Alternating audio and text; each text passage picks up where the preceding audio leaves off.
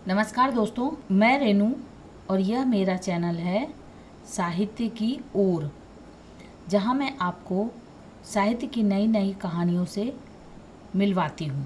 आज की कहानी है कथा सम्राट मुंशी प्रेमचंद जी की कहानी दूसरी शादी। जब मैं अपने 4 साल के लड़के रामस्वरूप को गौर से देखता हूँ तो ऐसा मालूम होता है कि उसमें वह भोलापन और आकर्षण नहीं रहा जो कि 2 साल पहले था। वह मुझे अपने सुर्ख और रंजीदा आँखों से घूरता हुआ नज़र आता है। उसकी इस हालत को देखकर मेरा कलेजा काँप उठता है और मुझे वह वादा याद आता है जो मैंने 2 साल हुए उसकी माँ के साथ, जबकि वह मृत्यु शैया पर थी, किया था। आदमी इतना स्वार्थी और अपनी इंद्रियों का इतना गुलाम है कि अपना फर्ज किसी किसी वक्त ही महसूस करता है। उस दिन जबकि डॉक्टर नाउम्मीद हो चुके थे, उसने रोते हुए मुझसे पूछा था, क्या तुम दूसरी शादी कर लोगे? ज़रूर कर लेना। फिर चौंक कर कहा, मेरे राम का क्या बनेगा? उसका ख्याल रखना अगर हो सके।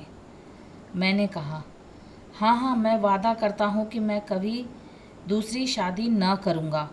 और रामस्वरूप, तुम उसकी फिक्र ना करो। क्या तुम अच्छी ना होगी?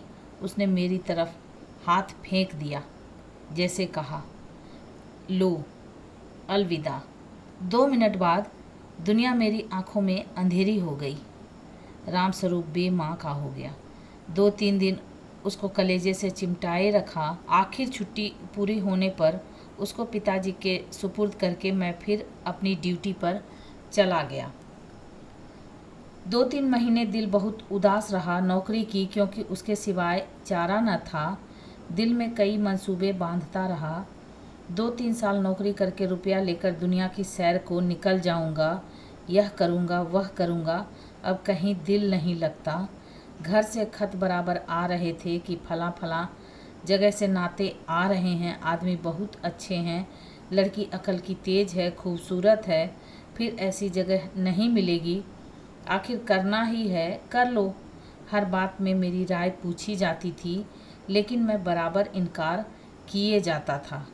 मैं हैरान था कि इंसान किस तरह दूसरी शादी पर आमादा हो सकता है, जबकि उसकी सुंदर और पतिप्राणा स्त्री को, जो कि उसके लिए स्वर्ग की एक भेंट थी, भगवान ने एक बार छीन लिया।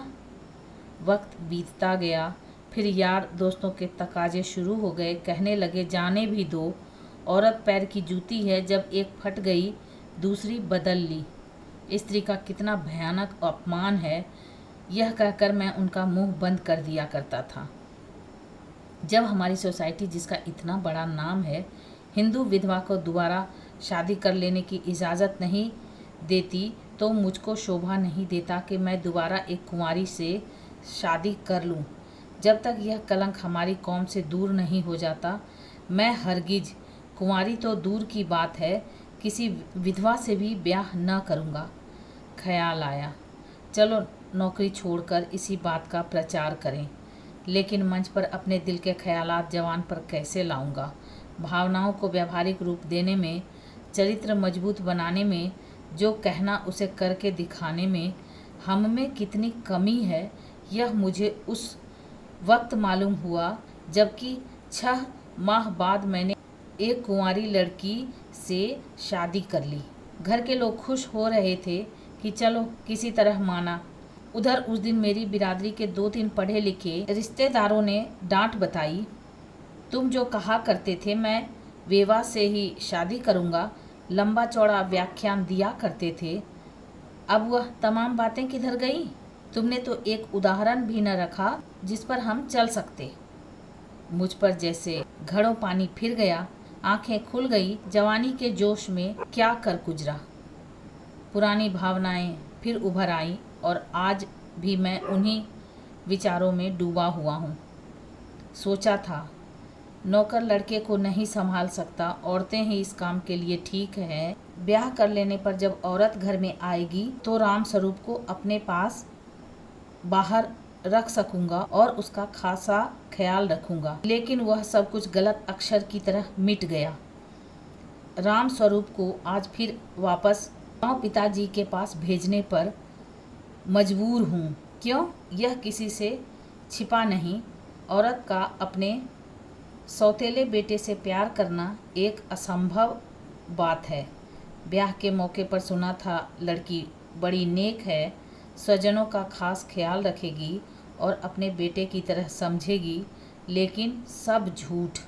औरत चाहे कितनी नेक दिल हो, वह कभी अपने सौतेले बच्चे से प्यार नहीं कर सकती।